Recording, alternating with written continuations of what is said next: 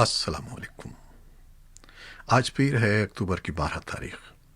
پاکستان میں اس وقت شام کے 7، بھارت میں 7:30 اور یہاں ہمارے اسٹوڈیوز کی گھڑیوں میں صبح کے 10 بج رہے ہیں۔ وائس آف امریکہ واشنگٹن کی اردو سروس سے میں ہوں خالد حمید، خبروں کے ایک بلیٹن کے ساتھ۔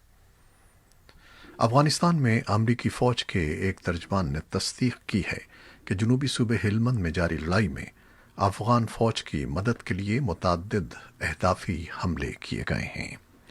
کرنل سونی لیگٹ نے ایک ٹویٹ میں کہا ہے کہ گزشتہ 2 روز کے دوران ہلمند میں حملے افغان فوج کے طالبان سے دفاع کے لیے کیے گئے ہیں، جو امریکہ طالبان سمجھوتے کے مطابق ہیں۔ انہوں نے مزید کہا کہ طالبان کی طرف سے حملے کی صورت میں امریکی فوج افغان فوج کا دفاع اور اعانت جاری رکھے گی۔ انہوں نے مزید کہا کہ طالبان کو ہلمند صوبے میں اپنی کارروائیوں کو ہر صورت میں روکنا چاہیے اور ملک بھر میں تشدد کم کرنا چاہیے۔ یہ صورتحال طالبان کے ساتھ کیے گئے سمجھوتے سے مطابقت نہیں رکھتی اور جاری امن مذاکرات کے لیے نقصان دہ ہے۔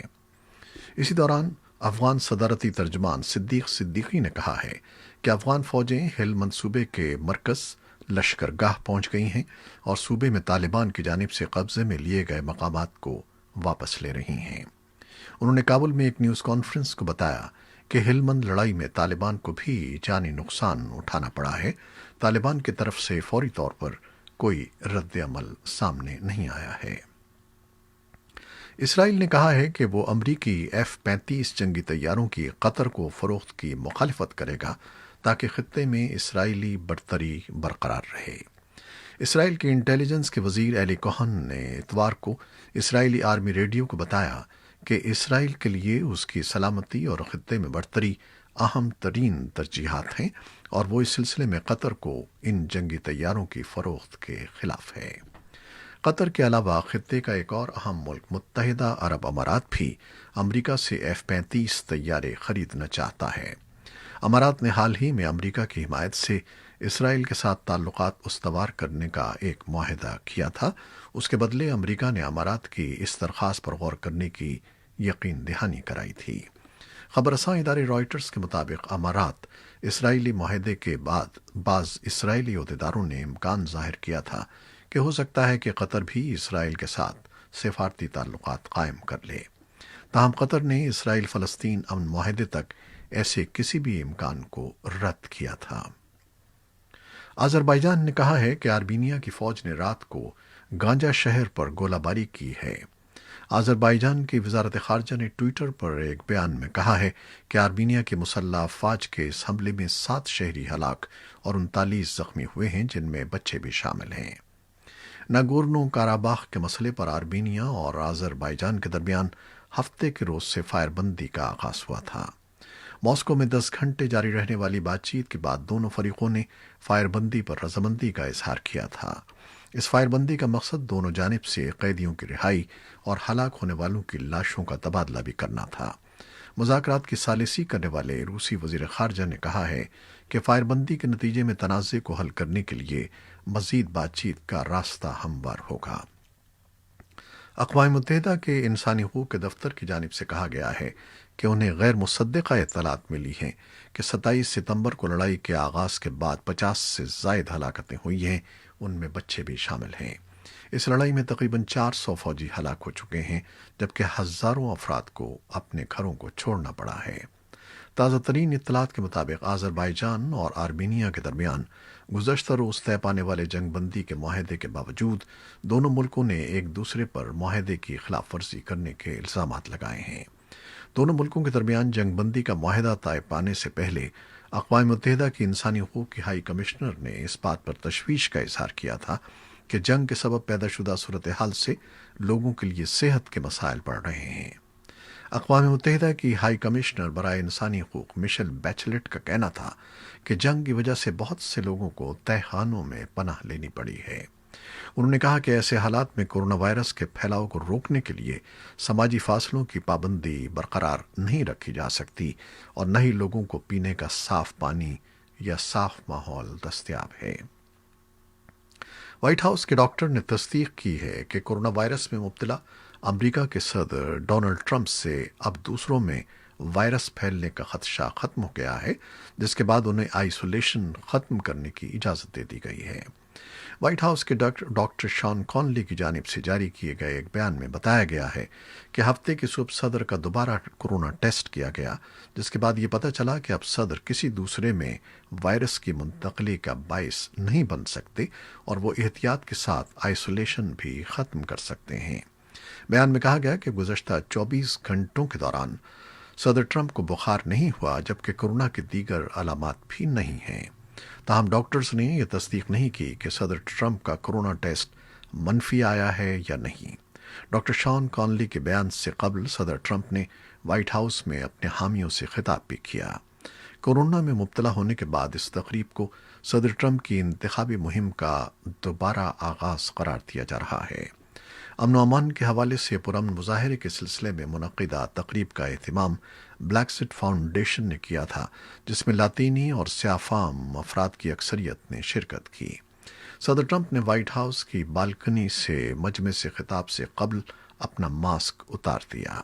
صدر کا کہنا تھا کہ وہ اب بہتر محسوس کر رہے ہیں اور ان کی صحت کے حوالے سے فکر مند رہنے والوں کا شکریہ ادا کرتے ہیں۔ ادھر صدر ٹرمپ کے مخالف امیدوار جو بائیڈن اپنی انتخابی مہم کے سلسلے میں ریاست پینسلوینیا میں ہیں۔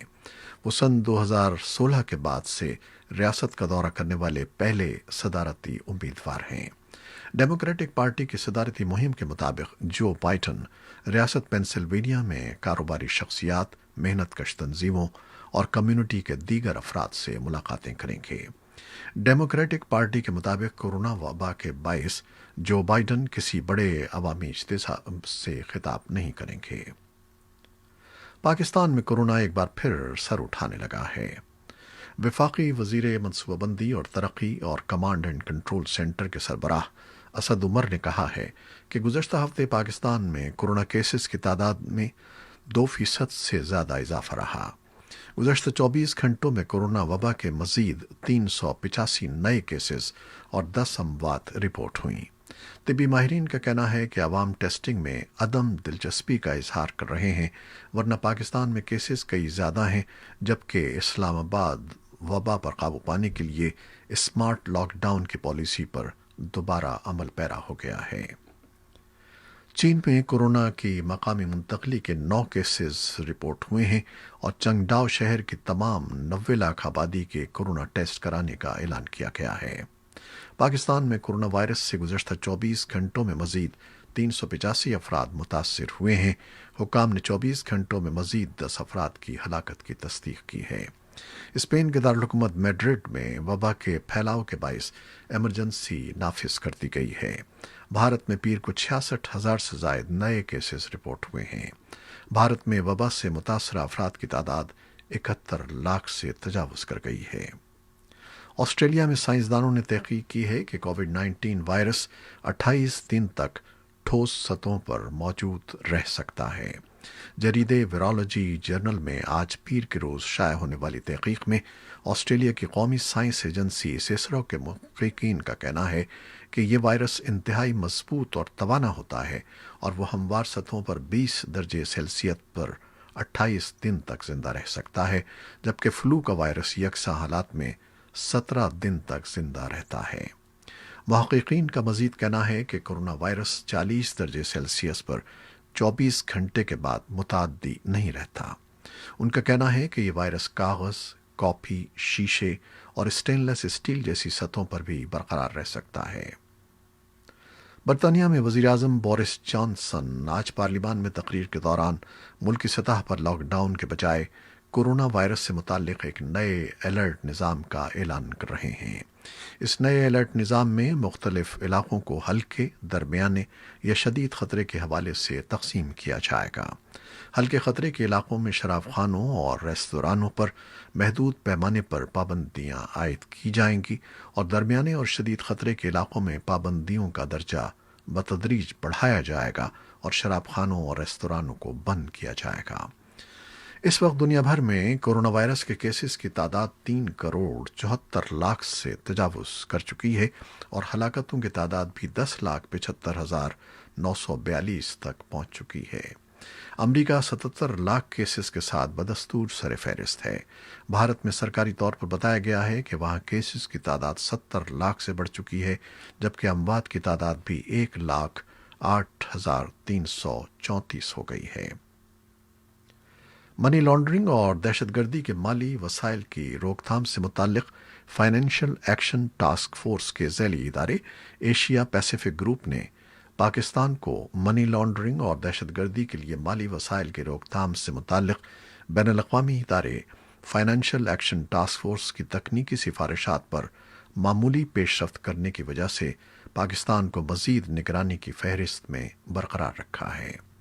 ایشیا پیسیفک گروپ کی طرف سے اس بات کا انکشاف حال ہی میں جاری ہونے والی ایک رپورٹ میں کیا گیا ہے، جو ایک ایسے وقت میں سامنے آئی ہے جب فائنینشل ایکشن ٹاسک فورس کے آئندہ ہفتے پیرس میں ہونے والے اجلاس میں اس بات کا فیصلہ کیا جائے گا کہ آیا پاکستان کو تنظیم کی گرے لسٹ میں برقرار رکھا جائے یا نہیں۔ یاد رہے کہ فائنینشل ایکشن ٹاسک فورس نے جون سن 2018 میں دہشت گردی اور منی لانڈرنگ کی روک تھام کے لیے مؤثر اقدامات نہ کرنے کی وجہ سے پاکستان کو تنظیم کی گرے لسٹ میں شامل کر دیا تھا۔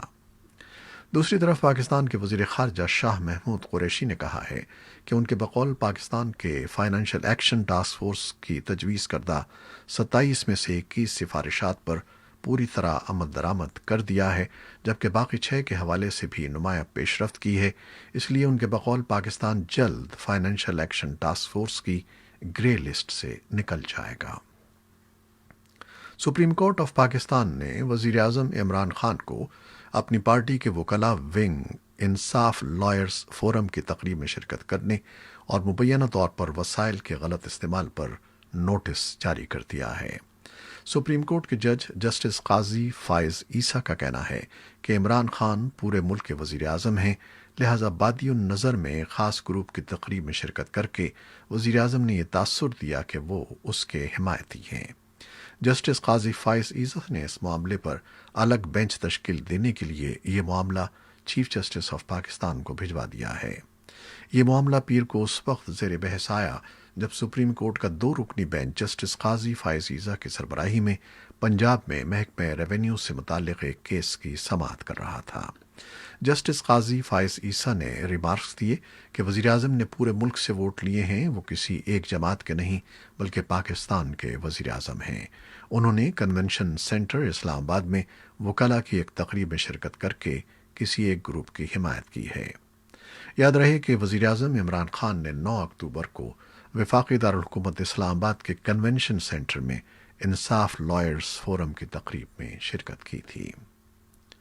پشاور سے ملحقہ چارسدہ ضلع کے ایک دیہاتی علاقے میں لگ بھگ ایک ہفتہ قبل ایک کم سن بچی سے زیادتی کے بعد قتل میں ملوث ملزم کو گرفتار کر کے ذرائع ابلاغ کے نمائندوں کے سامنے پیش کیا گیا۔ گرفتار ملزم کا تعلق بھی اسی گاؤں سے ہے اور پولیس حکام کے مطابق اس کی عمر 47 سال ہے۔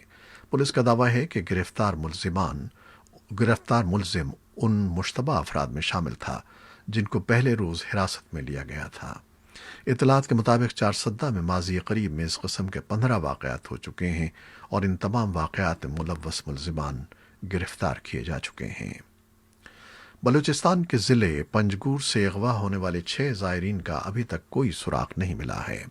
اغوا ہونے والے افراد کا تعلق پاکستان کے سب سے بڑے شہر کراچی سے بتایا جاتا ہے۔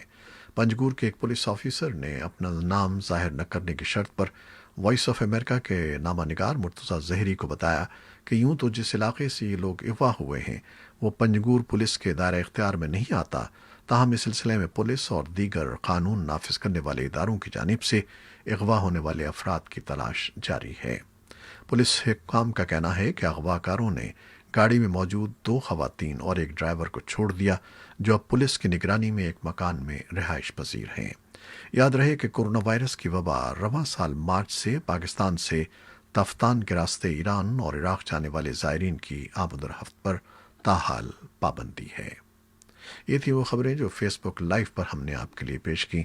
ہماری ویب سائٹ اور یوٹیوب پر یہ بلیٹن پوسٹ کر دیا جاتا ہے جسے آپ بعد میں بھی دیکھ سکتے ہیں۔ خالد حمید کو اب اجازت دیجیے گا۔ اللہ حافظ۔